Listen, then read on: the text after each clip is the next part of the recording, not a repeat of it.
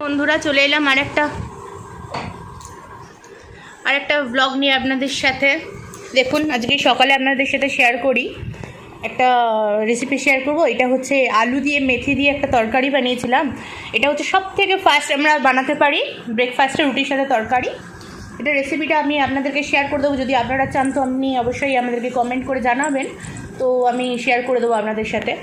আর এটা আজকের ভিডিওটা করার আরেকটা কারণ হচ্ছে, আপনারা অনেকেই বলেন যে রুটি মেকারের রুটি ভালো হয় না। এই যে দেখছেন রুটিটা এতটা পাতলা রুটি আর এতটা সুন্দর রুটিটা হয়েছে, এটা কিন্তু আমার রুটি মেকারেরই রুটি, ঠিক আছে। এটা আমার হাতে এভি পিস্তলে থাকার জন্য আমার ডায়ালিসিসের চ্যানেল আছে হাতে, তো সেই জন্য আমি রুটিটা বেলে করতে পারি না। আমি যদি রুটি যেদিন একদিন বেলে নেবো না, তো সেদিনকে আমার আর হাত আমি তুলতে পারি না। তো সেই জন্য আজকে এই রুটিটা আমার রুটি মেকারে রুটি আমি সবসময় করি।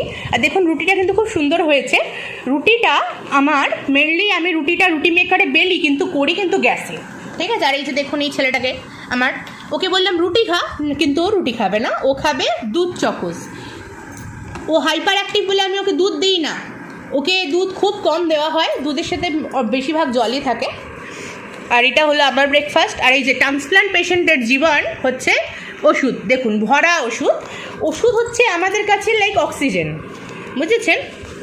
যাই হোক, এরকম ছোট ছোট ভিডিও পাওয়ার জন্য অবশ্যই আমার চ্যানেলটাকে সাবস্ক্রাইব করবেন, আমার পাশে থাকবেন। অনেক ধন্যবাদ। আমি আজকে যেখানে আছি আপনাদের জন্য আছি। Thank you so much.